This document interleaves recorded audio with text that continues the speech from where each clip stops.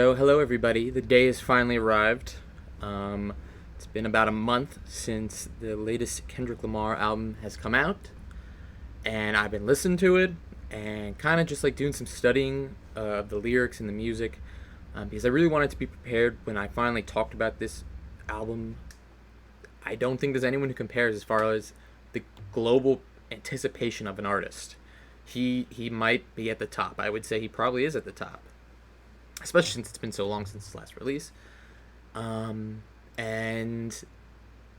what do I think about it? Well, we're gonna get into that. I think it's gonna be a probably pretty long video. I'm sure you can see by now. I'm not exactly sure how long it's gonna be, but I have a lot of thoughts about this album. Long story short, I think it's absolutely beautiful, and probably my second or third favorite by Kendrick behind "To Pimp a Butterfly."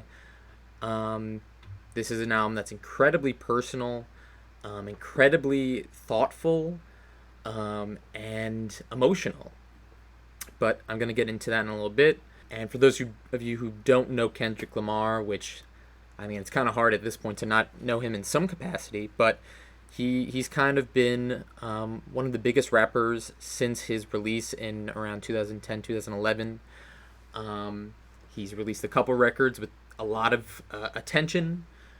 First, Section 80, which was kind of like his breakthrough record. And then the following record, Good Kid, Mad City, which kind of blew him up completely. It put him on the map as like, whoa, this guy is one of the greatest out there right now. And it was one of those cases when Good Kid, Mad City came out. I wasn't there. I was 12 years old when Good Kid, Mad City came out. But from all the history I know of it, it was one of those cases where it's like, okay, this is the best that this person is capable of. Like, it just seems like such a sum of all the amazing aspects of someone. Where do you go after that? Which is a good question. I mean, there's been plenty of artists who haven't really had anywhere else to go. And yeah, that's a good question because there have been a lot of artists who. All right, yeah. So that's a good question because there's been a lot of artists who have produced their what many consider their classic, and not really known where to go from there. And where did Kendrick go? He went with probably one of the most acclaimed albums of all time, and possibly the most acclaimed hip hop album of all time, definitely of modern times, "To Pimp a Butterfly," which came out in 2015. As far as my personal opinion on these three projects, I think Section 80 has aged a little poorly, but I still like a lot of the songs. I think Good Kid, Mad City is great, but I personally don't think I like it as much as most people. I think there's a couple weak tracks, and I don't know if other people think this, but I think it sounds kind of dated, a lot of the production. And there's a couple tracks that I'm not as crazy about as other people. But overall, as a piece, it flows so perfectly, and there's a lot of amazing stuff to talk about when it comes to that album. Now, "To Pimp a Butterfly" is probably one of my favorite albums of all time. Definitely a 10 out of 10. I would say right now that it's in my top 5 favorite albums of all time. And yeah, I mean, maybe my second or first favorite hip hop album of all time. And I could go on so much about that album. So many people have already gone on and talked a lot about that album. But I'll keep it quick and just say that album was kind of what broke the lock for me when it comes to hip hop. And it wasn't when it came out. I actually didn't listen to it until the year after. But I remember as a freshman in high school, I had heard a lot about Kendrick Lamar, and I know I released at that time, this is just funny to look back on. But I was interested in Kendrick because at the time I was very religious, and I knew he had a lot of religious undertones in his music. So I was like, oh, maybe he's someone I can pivot into to start liking hip hop, that's just really funny. If you know me now, I'm so far from that. But he kind of broke me through for hip hop. Does that make sense? Kendrick was one who broke the shackle. Okay. Kendrick was the one who introduced me to hip hop, really. And I remember his King Kunta. That was like the first track I heard. And looking back on it, it's quite a weird song to be your first song by in the hip hop, because it's not a standard track. It's got a lot of West Coast influence, and the drums and sample structure. I mean, it doesn't particularly sound very 2015, but I really connected with that song, and after that, really connected with To Pimp a Butterfly. And I think I knew when I first heard it how special it was, but for me, at least personally, it takes a lot for me to really understand why something is special, and sometimes that's years. Um, because personally, I feel like musical opinion is always changing, and the personal relationship you have with the music is something you can't know just based on one listen. That first listen is very important, but it's not the only important listen. Now, speaking on that, I've given this album a lot of listens, um, and I have a lot of thoughts on it. But I think there's more for me in this album to grow still, even at this point. It's been like a month. I've listened to it. I don't even know how many times. Um, yeah. I'll just touch quickly on Damn, which came after To Pimp a Butterfly. I was in love with Damn when it came out. It was probably the first big album release for me. I got into hip hop after The Life of Pablo, um, and that was kind of around then was when I started getting interested in hip hop. So Damn, as a 17-year-old, was probably the first album I stayed up till midnight the night before and listened to over and over again as soon as it released. And I loved Damn. I know it's controversial now. I still love Damn. I would say it's my third favorite Kendrick record, even though it's shaky at points. I think there's something really interesting and beautiful about those shaky points. And I could talk about Damn for an hour. I could talk about all of these albums for an hour. Because I will say one of the reasons why I connect so much with Kendrick's music is because I connect with a lot of what Kendrick's saying in these albums. And he's someone who I think has allowed his audience to see a part of him, like a very personal part of him that he is himself is uncomfortable with. And I know I've talked about my other favorite artist, Kanye. I see a kinship in these two, in them doing that, and I think that's why I'm drawn to both of their music so much. Now it's been 5 years, and we now have Mr. Morale and the Big Steppers, which is a weird title. So yeah, actually, I just probably was a cut right there. I'm gonna actually have the songs up here in front of me, in case there's any lyrics I want to talk about or songs in particular. But yeah, a lot has happened in my life, and I'm sure a lot has happened in Kendrick's life too in the past 5 years since Damn. And the one thing I think you need to know before listening to this record is that Kendrick was not in a confident space on Damn. That's what I would say. Obviously, I'm saying this based on the music. I don't know the man personally. But there was a lot of turmoil on that album, and I think that's a big part of why it is the album I probably listen to the most on repeat. It's one of them, on for those of you who don't know, there's this website called Last.fm that tells you your most listened to albums and songs, and I think Damn is in the top three, because it's something that, like, when I first heard it, I loved it, and it was something I needed to kind of rebuild my relationship with after all the controversy and criticism for the album that came kind of after its initial release. And I would say this album shares a lot of similarities in that Kendrick is definitely in a lot of turmoil, and there's a lot to process when it comes to this album. But the big difference I will say between Damn and between Mr. Morale and the Big Steppers is that I think Kendrick reached his bottom somewhere in between this record and Damn. And I say that not knowing for sure, obviously, but based on the material that's on this album, Kendrick has reached his lowest point, it seems, and he's on his way to forgiveness, to self forgiveness, and to kind of come back into a better understanding of who he is, what he wants to do with his life. And I think that's something that's really beautiful. We see on Damn to Butterfly that Kendrick is incredibly hard on himself in a lot of moments.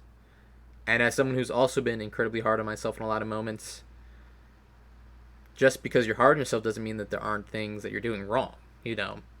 Personally, I always thought that if I was as hard on myself as I could be, I would always be aware of my mistakes. But I think that's not true. And I think Kendrick would agree with that. So I'm gonna talk more about my overall feelings on the album, but I'm gonna try to go through track by track for a little bit. So the first track, United in Grief, kind of gives a taster for what the instrumental palette this album is gonna have. And I'll just say it's very minimalist, I would say. I know it's like such an overused word at this point, minimalist. But I would say a majority of this album is made up of piano and drums, which I think a lot of you might hear that and say, oh, that doesn't sound too good, because we've had a lot of piano and drums in hip-hop lately. Lots of the modern trap rappers are kind of made fun of for making piano trap. I'm trying to think of who. Oh, like Polo G. He's kind of like the biggest example of people making fun of piano trap. But I would say this album is not piano trap. There's not that much trap in this album at all. Which is very different than Damn, because Damn was very much of 2017. The music on Damn very much fit into 2017. And I would say the music on Good Kid, Mad City too was very much of its time. It wasn't embarrassed about that at all. But something about To Pimp a Butterfly, obviously, it kind of went back. It looked back on influences, and I think this album does too. And it's hard to kind of say why or how. The instrumentals on this album are not really jazzy, I would say. What comes to mind for me is loungy. That's what I feel like a lot of the music on this album sounds like. And you can see that right away on United in Grief. There's a couple different beat switches on this song. And also, similar to like every other Kendrick album, there is theatrics in here. The intro starts with, I'm assuming it's Sam Dew, talking or singing, and kind of introducing the album's many themes. And we also have Whitney, who's an important character on the album, kind of speaking to Kendrick to tell his truth. And that kind of goes back to what I was saying earlier. That's what this album is. In a way, every Kendrick album is him telling his truth. But I guess the best I could say is this is him really telling his truth. Maybe this is even more personal than a lot of the stuff on Damn and on To Pimp a Butterfly, which is saying something. Tracks like You are probably the most deep and personal hip-hop songs I've ever heard. And somehow he is even more personal on this album. And this is what I was talking about earlier. It's actually on United in Grief, where he kind of points out the obvious, that what everyone's been talking about. Where has Kendrick been for the past 5 years? And where's he been? He says he's been going through something. Does he need to say any more? I think we all kind of like understand in a way what I've been going through something can really mean. It can mean like so many things.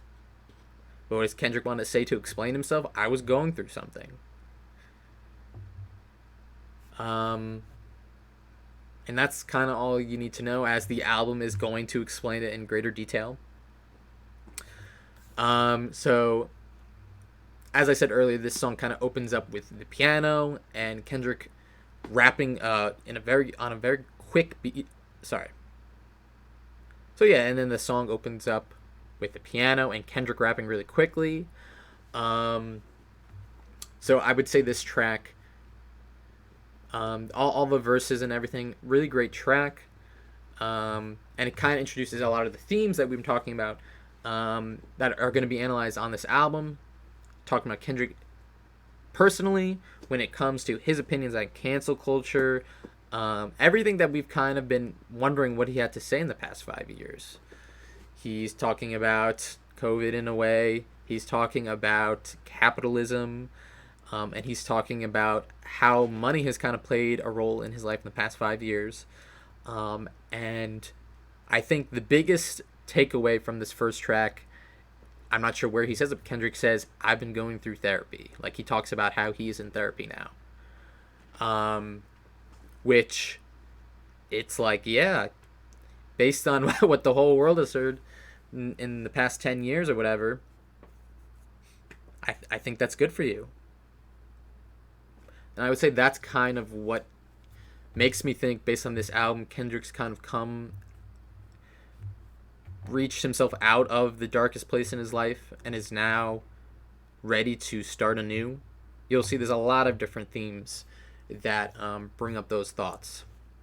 But the first track, United in Grief, is absolutely beautiful. Now we're going to go to the next track, N95, which is considered, it's been the most played song on the album, so as of right now at least, and the banger of the album. And it's just so funny that this track is considered kind of like the hit from the album, because it's really weird. It's a really weird song. Kendrick kind of, he called out to everyone talking about the new flows that he's going to be implementing on Family Ties with Keem. And here we have those new flows. It's really weird stuff. And, the obvious influences Keem has put on Kendrick's music, or maybe it's the other way around, is clear here, because there's a lot of weird flows on this track in particular. He switches up his flow between 3 different verses. And he on this song, he's talking about what is underneath. You can see in the first verse they all start with "take off," and he's talking about taking off everything that, all the masks, it's called N95, like the masks, all the masks that we wear in our everyday life, whether it's money and designer clothing, and just anything, even the real masks in a lot of ways. And then we have here the chorus, which it just bangs hard. I love this chorus. I don't know, it's a weird chorus, but it like gets stuck in your head, despite it not having a pretty like standard hook. You see here Kendrick calling out everyone based on what he said before. After you take off everything, what are you? You're ugly, which is humorous, but also serious. I think that's something that Kendrick does a lot on this album. It's funny, but incredibly serious, right next to each other.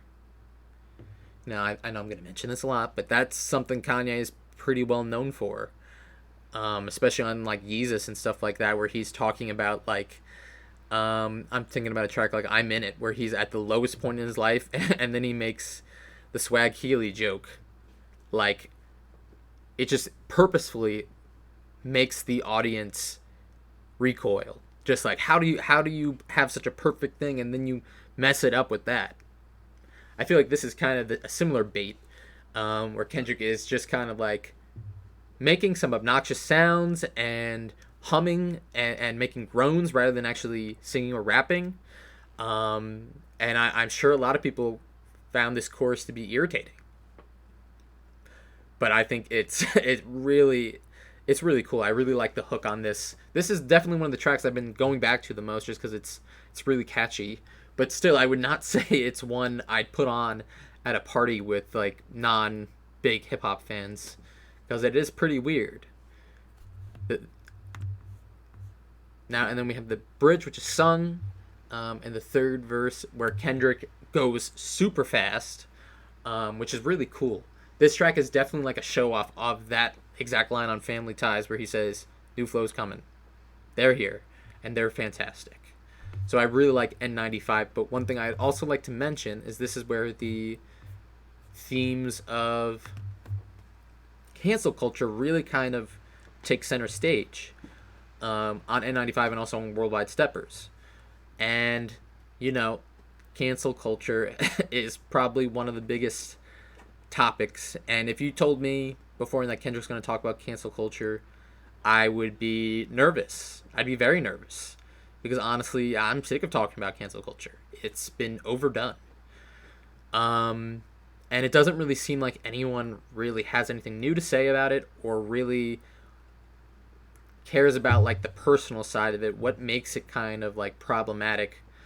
Um, Most people just seem to be using it as an excuse for the reason they're called out on stuff that they wouldn't be called out on before. I mean, that's the intended purpose of cancel culture. It's to um, hold people accountable for the things that we didn't hold them accountable for, particularly like those in a ruling position, white people and men. That's in particular who cancel culture has been aimed at. Um, so it's concerning to hear someone complain about it, even though I completely understand there are a lot of issues with it. You know, it's ridiculous that people can lose their jobs over a Instagram page with holding a beer from like 5 years ago or something like that. Um, Ridiculous.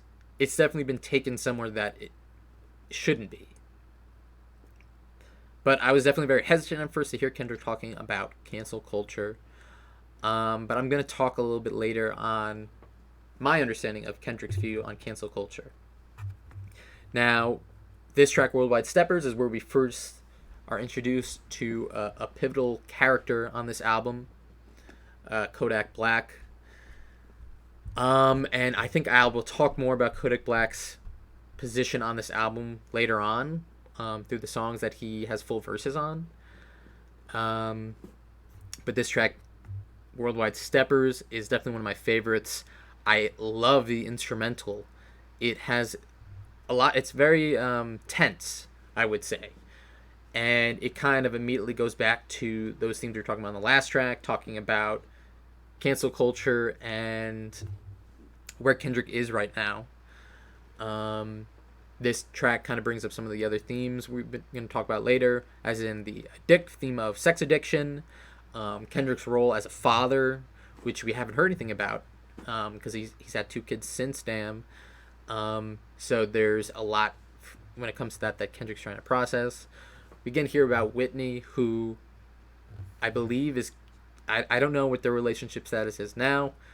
Based on this album, it's kind of rocky to say, but she's the woman he's had these 2 kids with. And he ends this first verse leading into this instance where he was having sex with a white woman. And it kind of comes again as like comedic. He's talking about all these serious topics and jumping from topic to topic in this really fast flow that I've never heard him use. And it's really interesting. And then he ends it with this almost comedic line. I was going to say this track reminds me a lot of the Death Grip song. I can't remember what it's called. The first track on Government Plates, with this hyper fast flow, or on this like kind of like metronome beat that feels off key and is kind of, as I said earlier, tense. And then Kendrick reopens with the second verse in that same flow, and he's talking about this time where he had sex with a white woman and how that kind of played a role in his internal perception of systematic racism in the United States. Talking about how having sex with this woman was kind of like internally contemplating the idea that this is payback for slavery. And I think it's important to know, I think that's something a lot of people could probably take and be like, see, this is ridiculous, that's messed up. Yeah, but Kendrick isn't saying it's right. It's taken in jest, and also it's kind of like an intrusive thought. At least that's how I interpreted it. And then he repeats this chorus: "I'm a killer, he's a killer, she's a killer, germophobic, hetero, and homophobic." And this is again talking about cancel culture. But But honestly, I'm not really sure what he's trying to say in the chorus. It seems more like he's stating ideas rather than making an idea about those statements. So we're gonna move on to the next track, "Die Hard," which is probably one of my favorites on the album. It's probably, see, this is the track I'd probably pick for the pop hit. It's got a very like sweet and groovy instrumental. It's very easy to kind of listen to, and this track is not as lyrically heavy. This track reminds me a lot of "Love" off of "Damn," which is kind of controversial, as people hate "Love." That's one of Kendrick's most hated songs, and I kind of agree with it. I'm not really a big fan of the track, but I feel like this track does everything right. Kendrick feels way more engaged in this track than he does on something like "Love," where he feels so out of place, even though it's his song. But I gotta definitely give props to Blixt or Blast, I'm not sure, and Amanda Reifer. I absolutely love their contributions to this track. Both have beautiful vocals. Amanda kind of has a hint of like hyperpop kind of sound in her voice, which I absolutely love. And the other feature, he's got an absolutely beautiful voice, and I absolutely love his lyrics too. I hope I'm not too late to set my demons straight. I know I made you wait, but how much can you take? I think that's beautiful. I was listening, the last time I listened to this track, which was about an hour ago, it definitely made me tear up a bit, which is just funny because I don't think this is the track anyone intended to be so powerful, as it is probably one of the more poppy tracks. But that sentiment that is said in the chorus really hits, because it definitely, even though it's not said by Kendrick, it definitely expresses the sentiments of Kendrick, particularly to Whitney. He talked about earlier, about his sex addiction and how that's affected his fiance Whitney. So in a lot of ways, I see this track or this hook as speaking out to Whitney. There's a big theme on this album of Kendrick feeling guilt for everything he's done wrong. As I mentioned earlier, he's really hard on himself, and he always has been throughout his musical career. So he's at this point where he's trying to realize, like I was saying earlier, he's trying to realize that he needs to be better, but not take it out on himself. He's made mistakes, but it's okay. That's really the sentiment that it seems like Kendrick's trying to get across to himself. And that's what he's saying here too. I hope you see the God in me. I hope you can see, because he's coming to a place where he understands, like, even though he's made a lot of mistakes, that he is still worth it. There is still something about him that is worthwhile. So this chorus really hits home for me, I would say. And Kendrick's verses too, I really appreciate. They're sung, and he kind of matches the beat very well, I would say. And yeah, he's talking about the track "Die Hard," and obviously, there's the thoughts about the movie, but what this track's really trying to say is kind of this idea of putting your life on the line for someone else, I would say.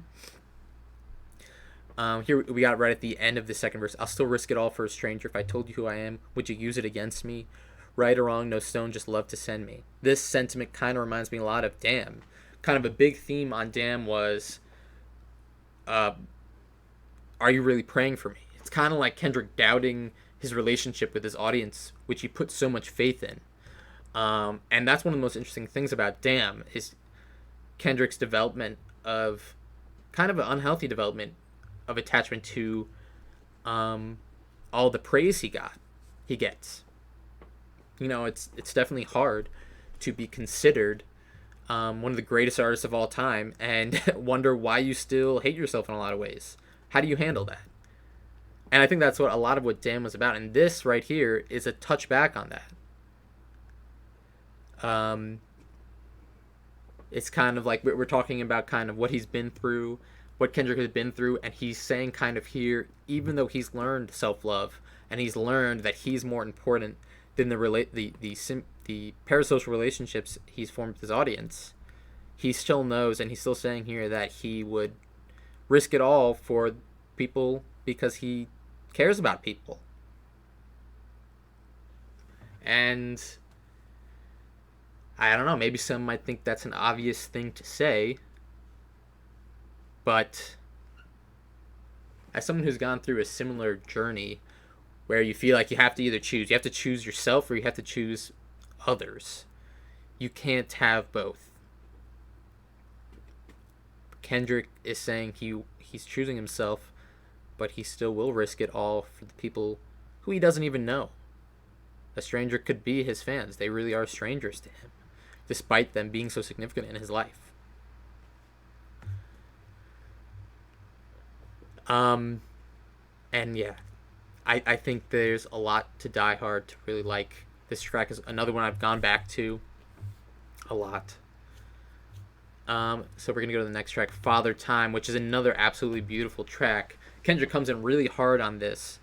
And as I was talking about earlier about the influence of therapy on this album, we have Whitney and Kendrick talking, where Whitney's telling Kendrick that he needs therapy, and Kendrick saying, you know, a sentiment that I definitely have heard a lot in my life, like, you know, as a white man too, just kind of like how the culture of men in general is, I'm a man. You don't need therapy. I'm a man. Men don't have therapy. They handle it on their own. And that's kind of what this track is about in a lot of ways. Kendrick's talking about his daddy issues. And before I get into the lyrics, I just wanted to say this beat is absolutely beautiful. I will say this album is actually pretty light on heavy samples, which I think is really interesting. Kendrick was never someone who stuck to hip-hop roots and had a lot of samples. It seemed like the musicians he brought together on the albums were contributing a lot of the vocals and effects. So hearing this, I believe it's a piano sample in here. It feels very hip-hop, and I really enjoy it. But yeah, this track is about Kendrick's relationship with his father, which we haven't really heard much about up to this point in his career. You know, we've seen Kendrick's father in a humorous capacity on the skits of Good Kid, Mad City, but we don't really know much about how his father has influenced his life. And on this track, we get to hear that.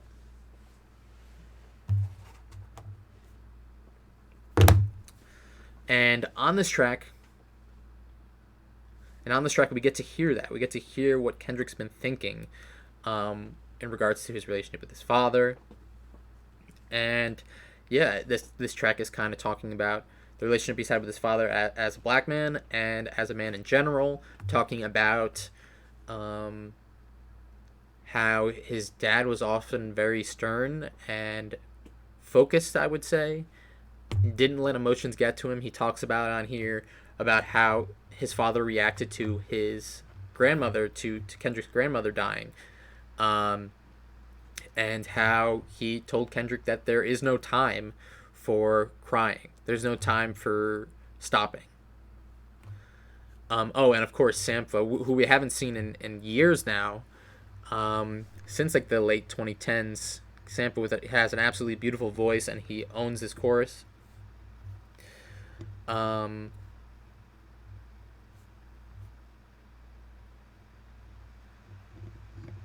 we also hear at the end kind of how Kendrick has personally saw that his trouble with emotions and his trouble with his daddy issues has been taken out on women. Because I think that's a pretty common thing.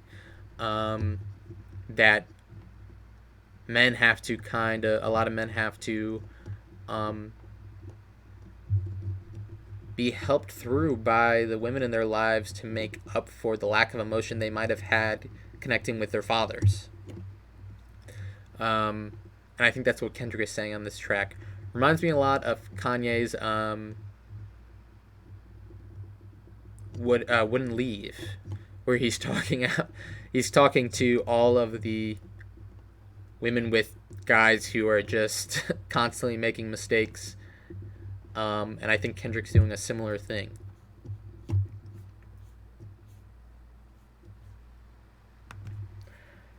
So next up we have Rich Interlude, which I think is an interesting track. This track is pretty much a lead into the track Rich Spirit with Kodak on the with Kodak rapping. And I'm going to take this opportunity to talk a little bit about Kodak's position on this album. He is kind of like a side of Kendrick, I would say. He's kind of a reference to those mistakes that he talked about, and the mistakes of hip hop, modern hip hop. And for those of you who don't know, Kodak has been he's just not a good person. Despite his influence on this album, I'm not looking to forgive Kodak for all of his sexual assault and abuse scandals and all the crazy things he said. And I think it's totally fair that a lot of people are really mad about his inclusion on this album, because it just feels hypocritical to talk about like all the ways you're changing and then support someone who has done such terrible things. And I think that very clearly shows why Kendrick has a problem with the cancel culture. It's because he believes in forgiveness. And this is another position where I agree with Kendrick. I often have a lot of issues with canceling people, because personally, I have a lot of issues with condemning myself when it comes to my mistakes. And the ruling of cancel culture puts people in a lot of position where in the public's eye, there's nothing that can be done to save them. There's no redeeming them. Society is done with them, and they don't want to have to worry about what they're going to do next because they let us down enough. And I think I think Kendrick feels a similar way as me, in the fact that I like to think and I like to hope that everybody has a chance to reconcile with their mistakes. And I think that's why Kendrick's included Kodak here, to kind of show even those at the lowest who have been canceled to oblivion. And the fact that Kodak is still pretty prominent in hip-hop is a whole nother conversation. So I think Kendrick kind of sees Kodak on this album as kind of like a foil of himself. Kendrick thinks if the media knew the real him, they would treat him like Kodak is treated. And that his mistakes are as egregious as Kodak's. And that he's just been giving the benefit of the doubt. And, of course I don't know everything about Kendrick's life, but this is something I also really relate with. I put the world, I personally feel very often, I put the mistakes of the world on my shoulders, saying, like, if these people can't be forgiven, how am I going to be forgiven? And I definitely think Kendrick can relate with that statement, and that's part of why Kodak has such a important inclusion on this album. And I'll just say before, I won't really be talking about the lyrics on this track, or really on the other track he's prominently featured on, but I think he does a really great job. Despite not really being the biggest fan of the guy, I think he does a really great job on this album rapping. Now, I don't really have much to say about the next track, Rich Spirit, because I would say it's probably one of my least favorite tracks. And the hook is kind of humorous again, and Kendrick's employing a very interesting vocal inflection and tone on this track, especially on the hook, which is kind of like this funny refrain, "Stop playing with me before I turn you into a song," which is funny. I think that's funny. And this track has has a lot of jokes. As I mentioned earlier, I feel like this album wants to stress that humor and serious are not mutually exclusive, and that they're often right next to each other.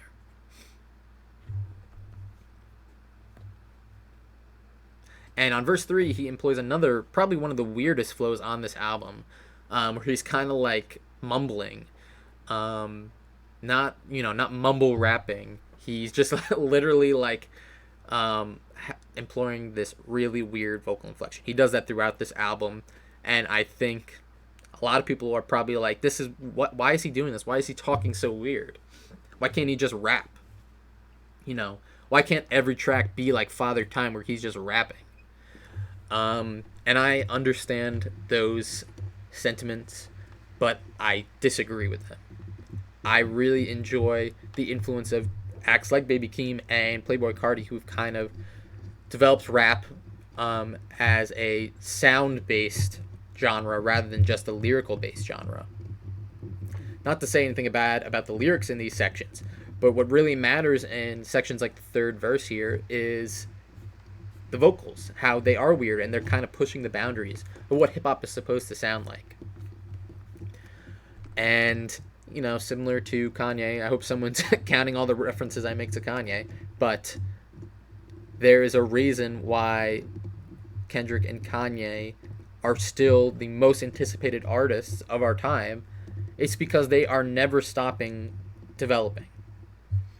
I'm sure it was in the back of all of their heads at various points in their lives. Let's stop at Good Kid, Mad City. Let's just do that again. Let's stop at To Pimp a Butterfly. I mean, it was literally one of the most critically acclaimed albums of all time. We'll stop there. But Kendrick doesn't stop there. And yeah, that's something that really shows how special he is.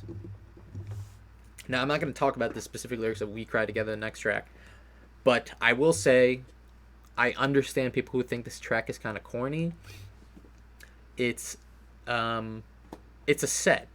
It's a skit track almost, between a man and a woman, and talking about, well, I'll click on the lyrics just to show you, because what Whitney says here kind of explains it all. This is what the world sounds like. This is kind of Kendrick reenacting the dialogue between a husband and a wife, or just the boyfriend and girlfriend.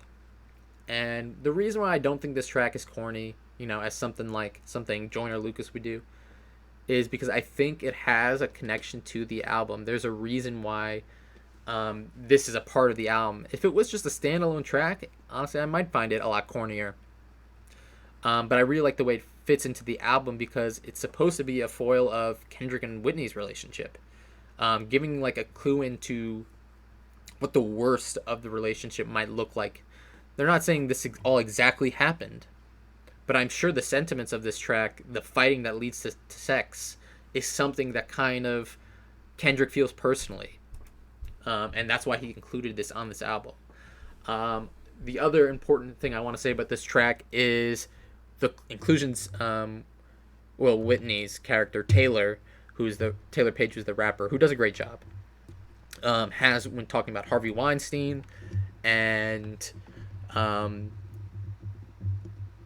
Kelly, and how talking about how the way that men act is the reason why, pretty much yelling at the Kendrick character, the reason why these men don't know why they're doing anything wrong is because of you. It's because of men, which I think is really interesting, because I think it reflects Kendrick's view in his head. It's the culture's fault, in the view of society in a lot of ways. The reason these men are that way is because of culture. No one taught them the right way, which I think is interesting. I really think that's an interesting thing to think about. The idea of fault. Who really has fault if we're all just raised in a certain way? We're raised by our environment. Isn't it our environment's fault for the mistakes we make then? It's kind of like the counter of cancel culture to what he's talking about earlier. Saying, well, it's all society's fault, you know. Every individual is responsible for the mistakes of everyone else because we are all created by the same society.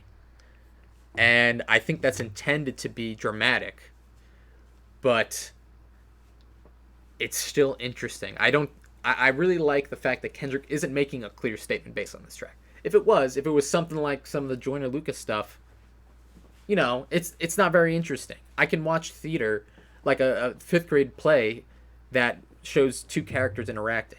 But the subtext of a track like this is what's really interesting and what makes me want to listen to it again. Um, so I do think this is a very interesting track. As I said earlier, lots of theater influence, and I think a lot of hip hop fans see like the Eminem Stan influences, because Eminem has a couple tracks where he employs this like theatrical yelling at the audience. Um, but yeah, I do think this track is really interesting. We Cry Together, when it comes to how it shows what Kendrick thinks about society and Kendrick and Whitney's relationship. So I think Purple Hearts is the first track of the next side of the record. And I really like the instrumental on Purple Hearts. I'll just like look through the lyrics. The chorus is interesting because I'm not really sure. Let's look at the Genius Invitations, honestly.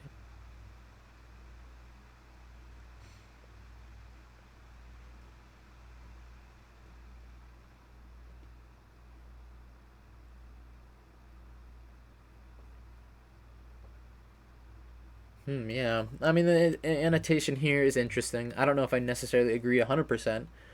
Because it's interesting that this track is about love, but it comes in so hostile.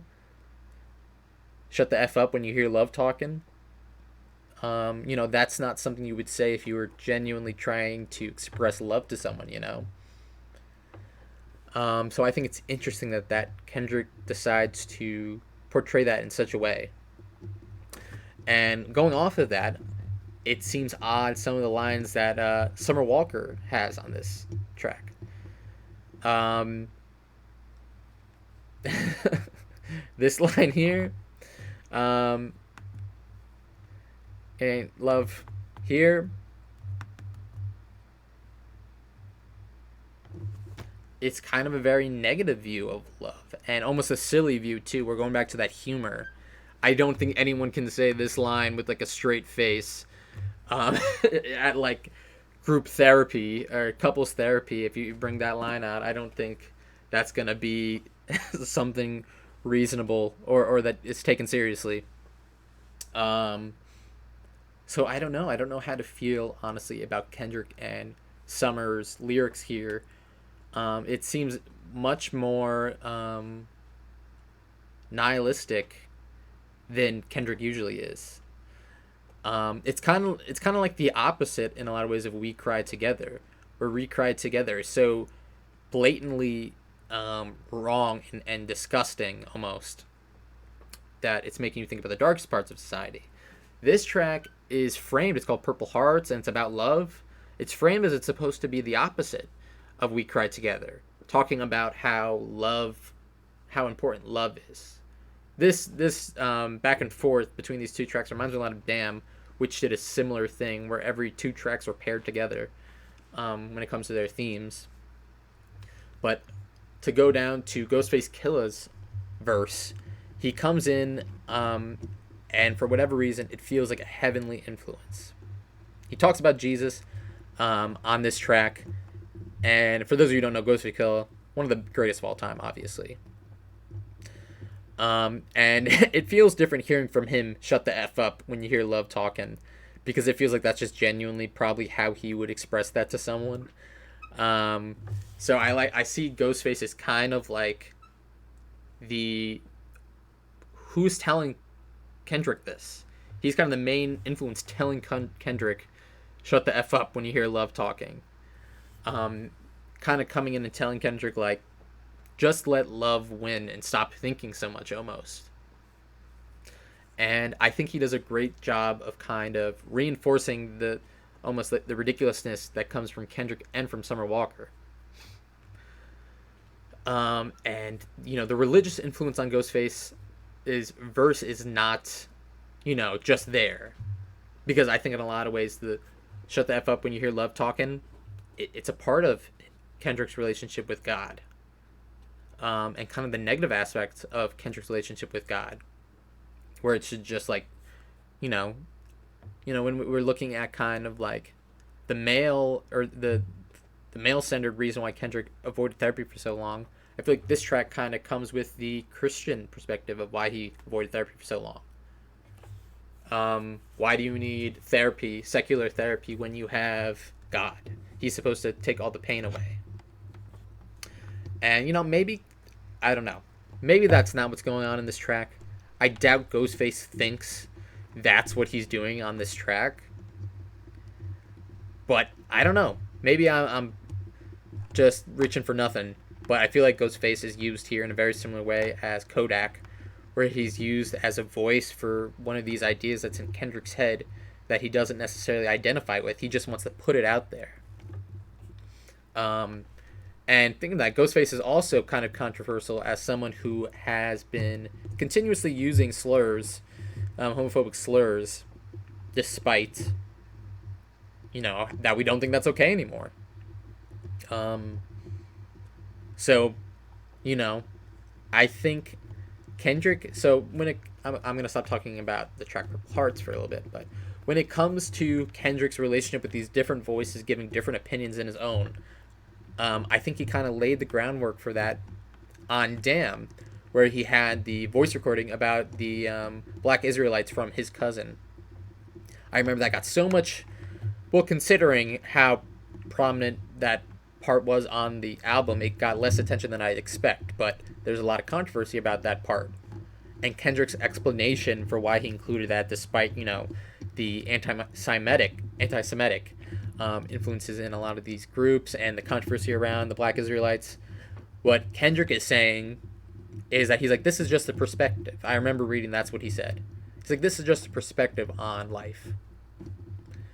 And I remember when I first heard that, I was like, what? That's stupid. If you don't believe that, why would you put it on the album? But he's done it a couple times again here, I would say. And I think a lot of people feel the same way as I did then. Why would you put that? Why would you support someone if you don't agree with them or you don't think what they did is right? Well, it directly ties back into Kendrick's thoughts on cancel culture and why he thinks it's wrong. Because he thinks there's good in everybody. And, I think a lot would say that's naive. And a lot would say it's unrealistic. But I think this album is Kendrick trying to find his place with the ideas he has, with the ideas that are being thrown at him by the people around him. And I think as we'll get through the album, we'll kind of see where Kendrick ends up on that.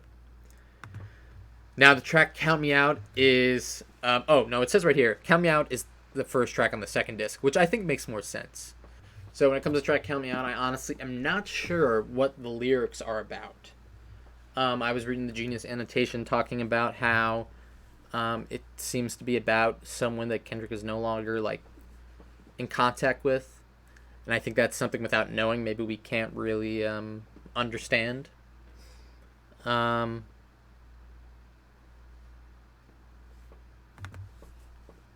But when it comes to the sound of the track, I really like the sound of the track. The way the drums come in when Kendrick right here is going for the post-chorus. And I really like the ad-libs over here, wah-woo, and sheesh. I think they come in really interesting. And they add a very interesting dynamic to the song. And like I was saying earlier, this track is also pretty bare when it comes to the complexity of its instrumental. And I think that's really interesting that such bare tracks all sound so interesting and unique and unlike anything else I've ever heard. Just based on a piano and drums and maybe some synths or a sample. And I think this track does a really good job of that. Lyrically, I'm not 100% sure. As I said earlier, this album isn't done. There's no end to my analysis of this album. This is just my thoughts now. But this part, the bridge right here, is interesting. When you're at your lowest, tell me where the hose was at. Tell me where the bros was at. Ain't nobody but the mirror looking for the fall off. That's interesting, I think. Yeah, and this kind of relates to a lot of the themes on Damn, who's there for you when you need them the most. But I think it's interesting. Kendrick talks about that so much on Damn. He only lightly touches on it on this track. Kind of like a callback almost to what he was consumed by in the past. Ain't nobody looking but the mirror looking for the fall off. I would say that interprets as no one cares as much as you do when it comes to anything. All your issues, all of your faults. No one is as critical as you are to yourself. And I think that's true for Kendrick and for a lot of people. For me, yeah, definitely. So the track Crown is fully sung. This is probably one of my least favorite tracks, but I'm going to say that maybe I just don't really click with it yet. It's not hip hop. This track is not hip hop at all, really. It's all sung over a piano, just a piano. And this also relates back to a lot of the themes on Damn. I can't please everybody. I can't please everybody. Kind of talking about the selflessness that Kendrick has. He's juggling the influence of what he wants to make, what the world wants him to make. If you think you or me have a lot of people telling them what they should do and how to do things right, imagine what Kendrick has. He's one of the biggest artists in the world. He's got a lot of people telling him what he should be doing, what he should be doing differently, how he should be reassessing his life. And that's kind of what this track is about. We see here on verse 2-2. He's talking about what the public perception of him is. They idolize and praise your name across the nation, tap the feet and nod the head for confirmation, promise that you keep the music in rotation. That's what I call love. Also relates to a very interesting track, the final track on Spin Butterfly, Mortal Man, where Kendrick kind of comes in most direct contact with the idea of like, am I this? Do you really think I'm this idol? Will you still think of me as who you say I am if things were not the way they are? And I think Kendrick's kind of coming back to that on this track. He's still, despite the roads he's made, he feels this lack of self-confidence. And I think this is really interesting. I think a lot of musicians do this. They fill the gap of, or just a lot of celebrities in general, they fill the gap of self-love with the love and admiration of others. But they always feel unfulfilled in that. That's, I like to think that that's what people kind of do when they look for success. They're looking for something to fill the gap, to make their life feel more complete. Maybe you would disagree with that. Maybe that's too negative of an outlook, but, I like to think of musicians and writers as I'm a writer, and I often kind of like come to this idea like, I'm not a real writer. I'm not a real artist because no one reads or listens to my art or watches my YouTube videos. I think it's pretty impossible to avoid that talk in your head. Like, what you do is not significant unless people recognize it. I think what Kendrick's kind of expressing here, that even when a lot of people recognize it, it doesn't go away. And, a lot of artists, it's been talked about so many times about how fame is a insidious killer and how it is a false god almost in a way, that fame is going to fix all your problems. Fame and money are going to fix all your problems. It isn't clear based on all the music you've listened to and all the celebrity drama that you've seen, people just not feeling satisfied based on having money.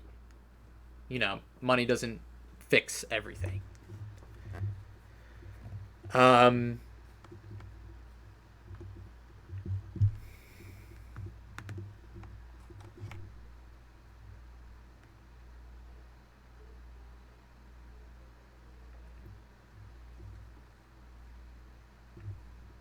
Yeah, this is pretty true what the Genius annotation says here. Both things emphasize how those who benefit from elevated status are also burdened by the responsibility that the powerful have to serve others. Kendrick is using them to reflect on the stress he feels as a prominent figure in hip-hop and the pressure to live up to expectations of fans and peers who idolize him. Yeah, this is kind of a different perspective on what he was talking about on Mortal Man, where he's like, okay, I'm ready. I will be the hero you're asking me to be. But will you still be there for me? Can I trust you? And I think that's really interesting. He's basically screaming at a crowd of faces, not real people that he knows. Will you be there for me if I'm canceled? His problems with cancel culture do go all the way back to then, to 2015.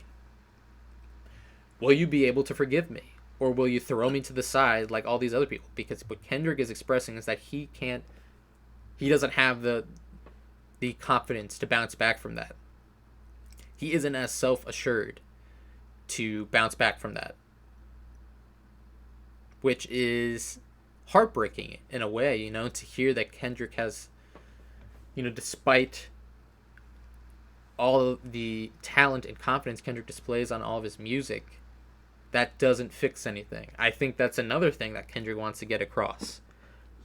Money and fame don't fix everything, but talent doesn't fix everything either. Just being really good at what you sought out to do doesn't mean things are perfect or necessarily fixed. You can't build a house on rocky foundation. I know that's a pretty overused metaphor, but it's like when people say, you need to love yourself before you can really love somebody. You can't fill this gap of the relationship you have with yourself with someone else or with something else. And I think that's what this track is about. Okay, let's keep going. So this track, Silent Hill, I really enjoy this track. It's a banger. Besides N95, this is probably like the closest to a banger, but it's kind of a low-key banger. It's what you could call a melancholic hip-hop, you could say. I think that's often a term that's used. But Kendrick, again, uses a really interesting flow and vocal inflection on the hook, the huh, which just sounds so weird. If someone was to come up to you and be like, okay, this is what the idea I've got for a catchy hook, you'd be like, what? You go back to the old hip hop heads, I'm sure they're like, what? What is his weird noises he's making? This isn't hip hop. And yeah, as I mentioned earlier, the comparison between Kendrick and Kanye, they both hear that a lot from the general media and from hip hop as a whole. Like that this doesn't work, this sounds abrasive and appalling almost to what I'm used to and expecting.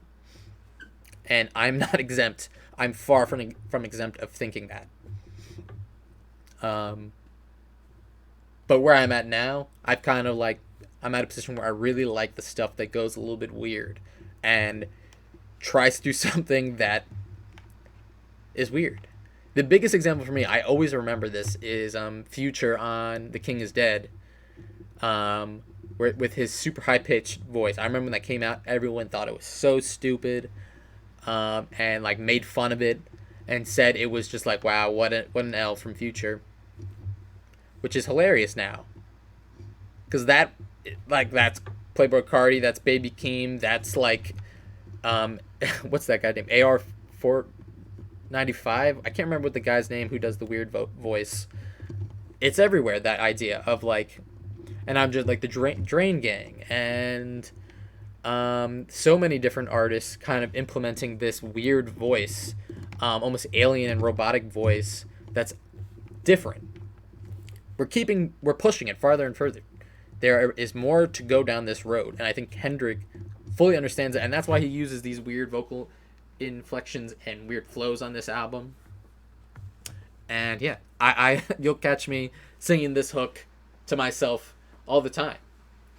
And yeah, I really like the beat too. I don't know if I mentioned that. I really like the beat too. Kendrick, or sorry, not Kendrick. The beat with kind of like this like weird pea shooter sound. It reminds me of like Duck Hunt. And the bass just comes in perfectly. As far as the lyrics, it's not that much to say, but I will mention again, Kodak comes in with an awesome verse, honestly. As for my personal enjoyment of Kodak, I don't know. I don't know as much about him. I was thinking this earlier when I was listening, but Kodak kind of is like, he has like this really ugly voice. Sorry, Kodak, but he has this really ugly voice that doesn't sound like it should be able to flow in any way, because it sounds like he's having trouble talking. But he's somehow able to like consistently like keep with a beat with this like weird voice. And there's something really intriguing about that. Because you know who also has a similar quality? Kendrick Lamar. he he does a similar thing. I remember when I was getting into Kendrick, I was like, this guy's just got such a weird voice. It's so like croaky and off-putting almost, and a little razor sharp at first. So maybe there are more similarities than we all think to the two. So then we have I like to see Kodak and Baby Keem as like not necessarily good and evil, but two different influences on Kendrick's life, two different parts of what he portrays to himself. And we have Baby Keem with a really cool verse here, kind of leading into the next track. Let's see what the Genius annotations say.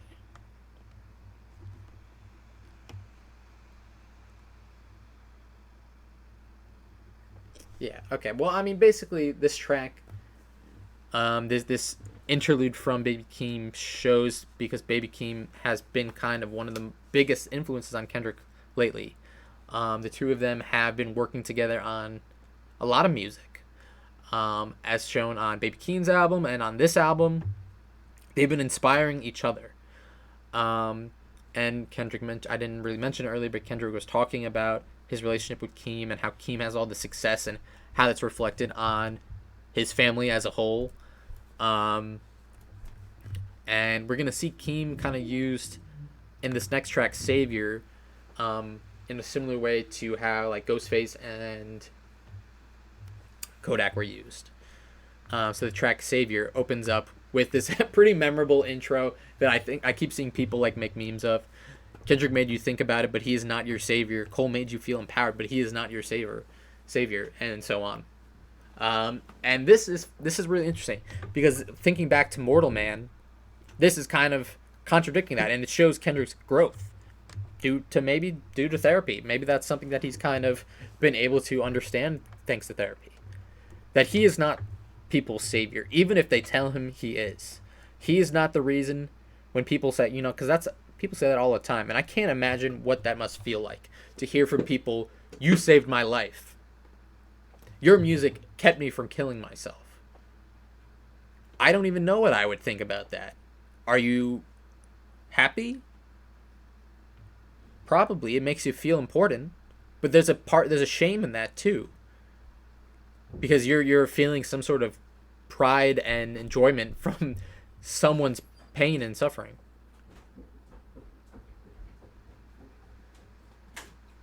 Hey. Yeah, go ahead.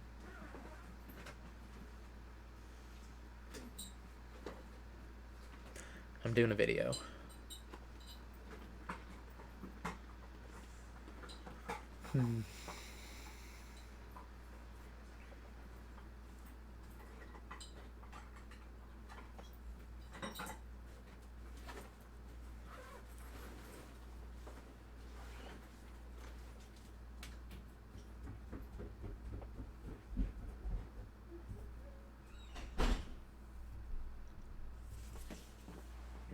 But yeah.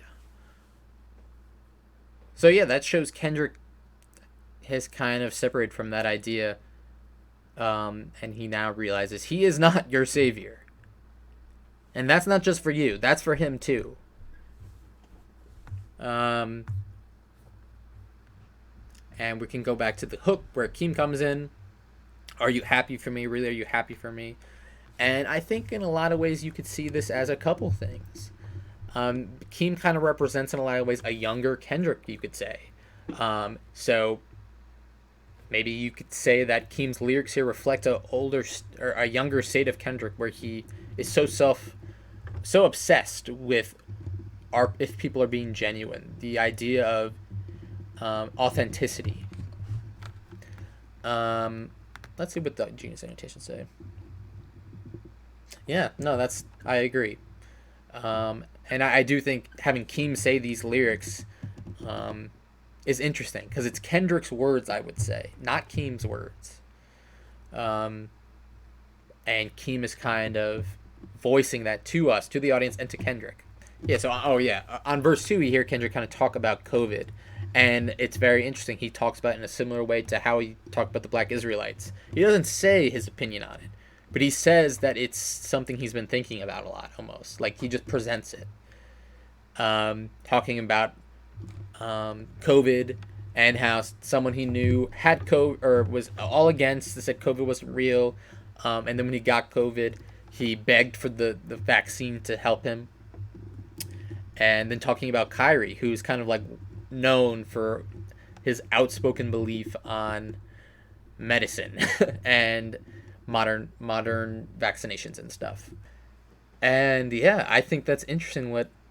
So it's in a similar way to what he was saying on Damn and all over on this album too. He's thinking about someone who he admires, Kyrie Irving, one like a fantastic basketball player, someone he admires in so many ways, and thinking about the decisions that person made and how those decisions should influence Kendrick. So he doesn't make any clear statement because he just wants to make it known that he's thinking about this. He's thinking about the conversation. And this is another thing I really relate with Kendrick on, because I am someone in general who is very indecisive. I have a hard time making decisions and making opinions. And a lot of the time that is not very beneficial to me. People often mock those who aren't able to make decisions and who aren't able to kind of understand like that some issues there are right and wrong. Even the things that I know and believe are right, I'm often contemplating if they really are right or if I just don't know. And I think that's what Kendrick's trying to do by looking at COVID and the pandemic here. This is a smaller example that's all done in one verse, in one quatrain. Kendrick kind of talking about the different sides and where he doesn't know where to stand. That's what he's saying about cancel culture too. He's got a lot of anger towards cancel culture, but he also understands why people are. He understands why it is such a prevalent thing in today. Let's move on.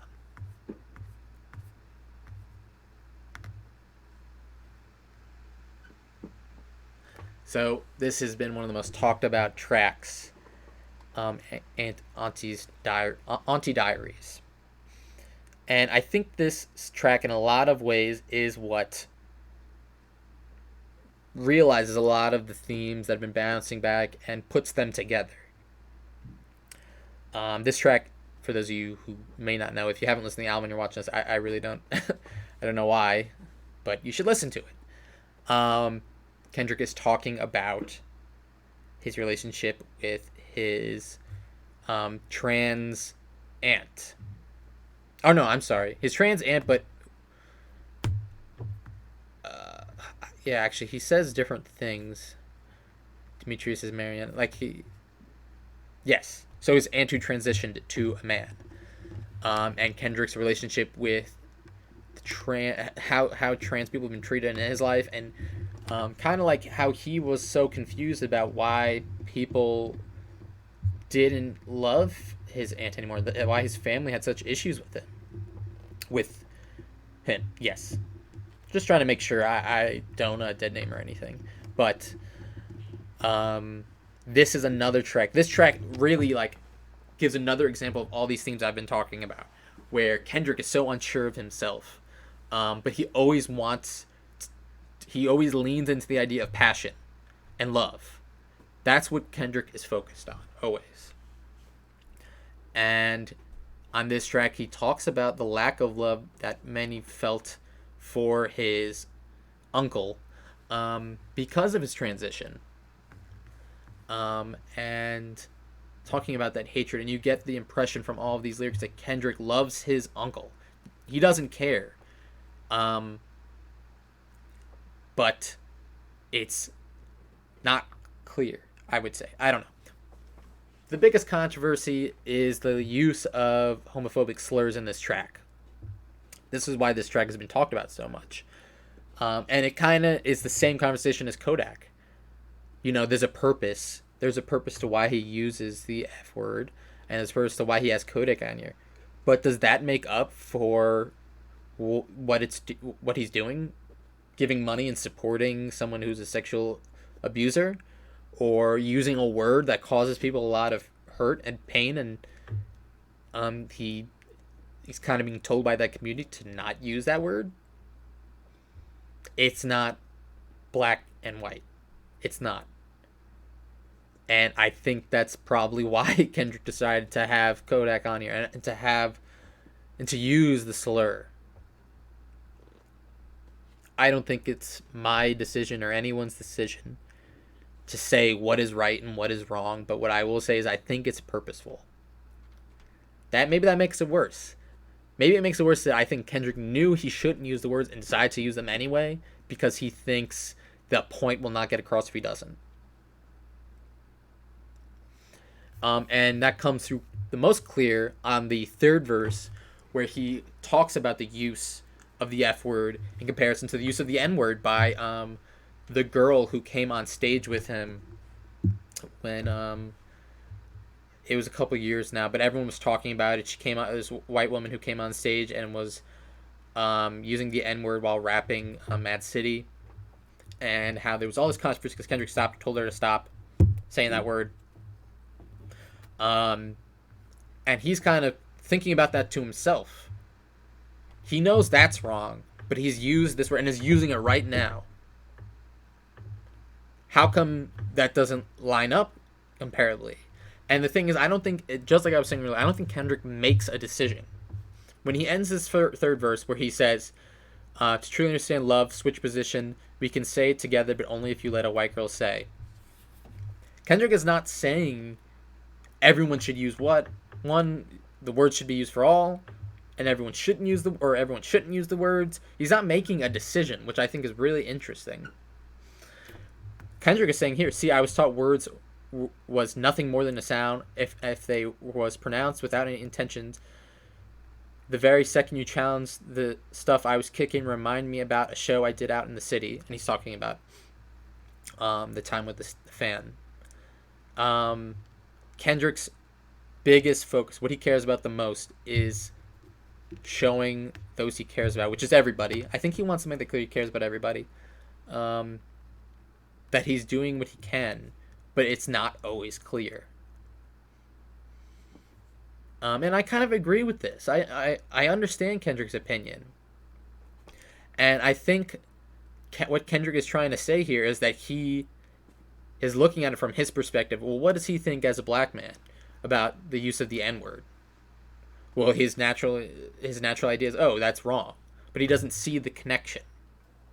And he even says here that I was told that words are more than sounds unless they use them in a specific way. But he's saying that's not the case for when that woman came on stage with him. So he doesn't know. And I think what he's trying to do in this track is tackle the fact that he's thinking. It's, this track is very clearly like therapy. Its lyrics that are therapeutic to Kendrick. And it also deals in the themes of self-hate that he talks about a lot in this album. Because I think, even though he never specifically said that, he really treats himself poorly for the use of these words, of the F word, despite the fact that he's still using it. It all seems so very contradictory. And I think Kendrick understands that, and I think that's a part of his desire to get everyone to understand his mind and the way he thinks. Alright, so before we continue with the next, we have 3 tracks. 1, 2, 3. 3 more tracks. You might say, based on a lot of what I've been saying, that I'm projecting a bit, which is fair. I could understand you saying that and feeling that way. Something I think that's very interesting about what I want to do in my criticism of music is make it about me almost. Which, that goes back to the idea, like, same as what Kendrick's saying, so self-centered. So treat myself so negatively for thinking about myself. But I think the way people interact with art is not a one-way street, and I don't think it's supposed to be. The albums that really connect with me and make me want to think and make me want to talk about are the albums that relate with me. And So much of this album I relate with.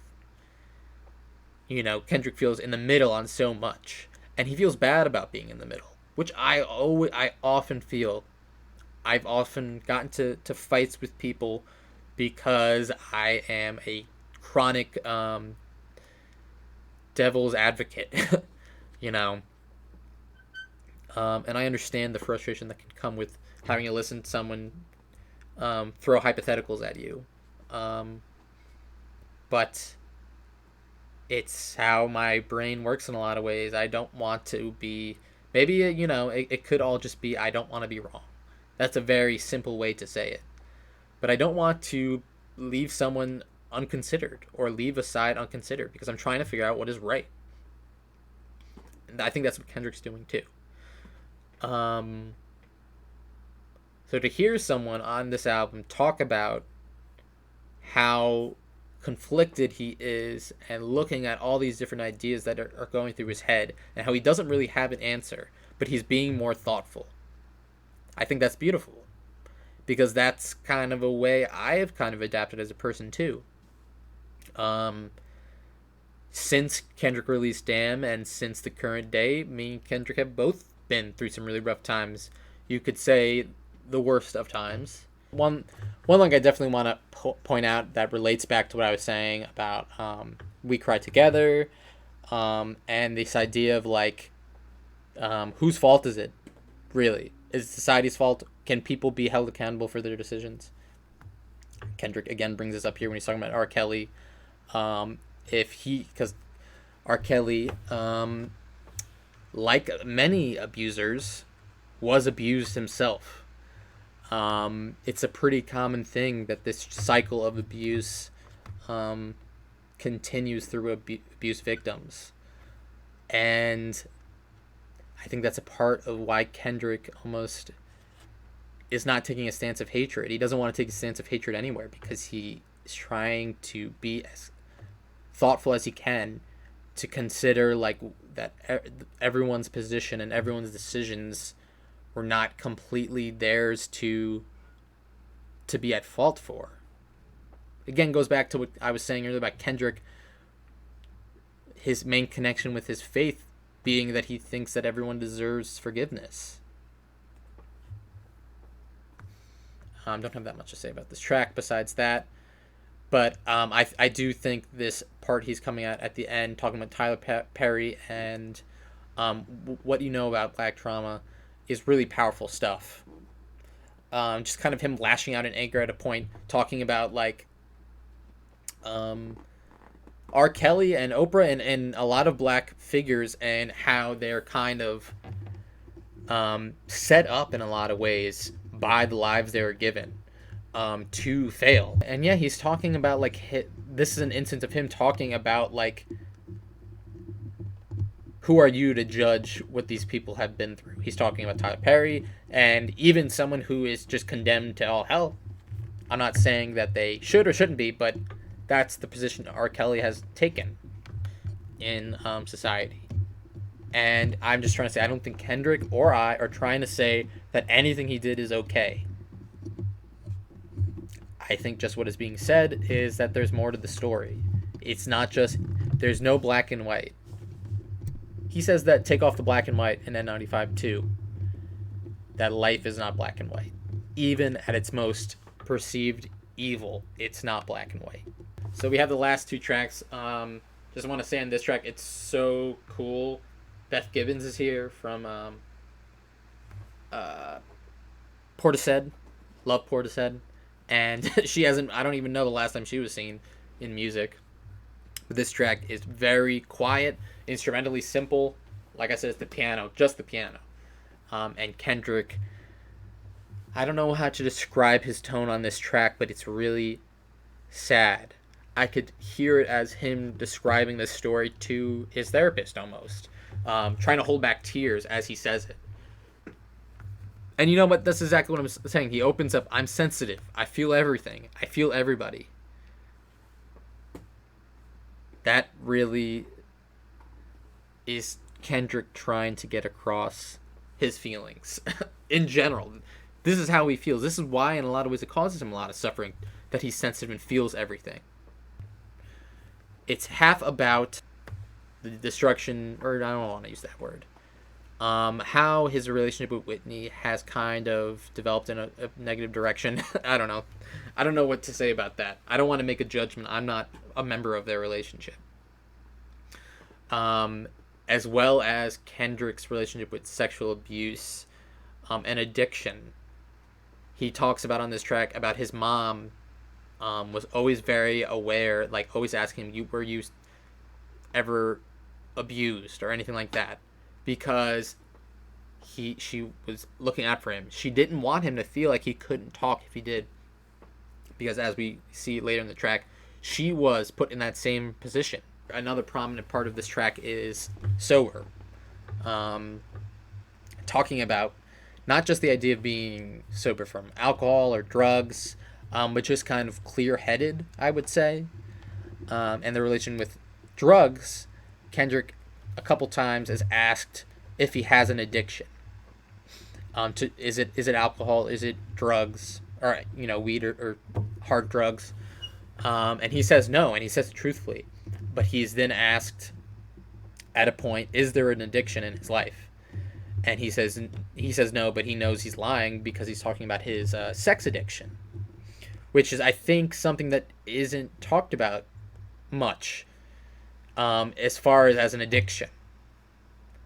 The idea of like sex addiction is definitely prominent in a lot of hip hop, but I don't think anyone really is looking at it in the same way as Kendrick is. They're talking about the excess and how much, even like something like Future or talking about how putting the addiction to sex in with the addiction to drugs and how it's kind of ruining their lives into this grand, almost beautiful mess. But I don't think anyone really talks about how the destruction of it, because I think a lot of people are they're high on the destruction, if that makes any sense. Kendrick's talking about how that high destroyed his family and a lot of his relationship with Whitney. And I would say at the end of this track comes one of the most beautiful moments of the album, and probably one of the most beautiful moments of Kendrick's career, where he's talking about, so he sets himself free of all the guilt that I thought I made. I mean, just a little side note. Obviously, I was right about what I was talking about. He makes it pretty clear at a lot of points. So I set myself free from all the guilt that I thought I made. So I set free my mother, all the hurt she titled shame. So I set free my cousin Chaotic from my mother's pain. I hope Hakeem made you proud, 'cause you ain't die in vain. So I set free the power of Whitney, may she heal us all. So I set free our children, may good karma keep them with God. So I set free the heart filled with hatred, keep our bodies sacred. As I set free all your abusers, this is transformation. This part of the song is kind of like a summary of what Kendrick has been experiencing, what therapy has taught him in a lot of ways. Mother I Sober is an incredibly detailed and complex track, as only Kendrick could give us. This is Kendrick's realization. This is transformation, he says. If you're wondering what this album's about and you think whatever I've been rambling about doesn't make any sense, I would say read this. And listen to it too. Because Kendrick's vocals are beautiful here. He's really showing and expressing that this is a new step for him. And that's what he wants to express to people. And yeah, it's absolutely beautiful. I'm going to talk a little bit more about that at the end, but I want to just talk about the final track here, Mirror, which goes back, we talked about that line involving Mirror back at the beginning of the album. And this kind of brings that up and talks about it in greater detail. And, there's a lot of interesting lyrics here, but I just want to bring up the chorus, which this is the ending, because this is the realization that Kendrick has come to. Comparing this to Mortal Man. Comparing this to where he was at the end of Damn. I don't know. I don't know if he would have made the same choice. I don't think he loved himself enough or understood his own self-hatred enough to make this decision that he makes here. This is a sentiment I really relate with. I choose me, I'm sorry. Because there are a lot of people, for me personally, and I'm sure Kendrick even more, who want Kendrick as their savior. They want to give it to Kendrick. They want to adore him. I mean, honestly, all you got to do is look through human history and you see that people are willing to praise someone for giving them something. I mean, it's happened so many times. The relationship between kings and their subjects and dictators and their citizens. Saviors are common. But what Kendrick is deciding to do here is that he is not going to be their savior or anyone's savior because he can only save himself. He's only responsible for himself, and even though it seems selfish, I've been told this. You know, that choosing yourself is selfish. Looking out for yourself is selfish.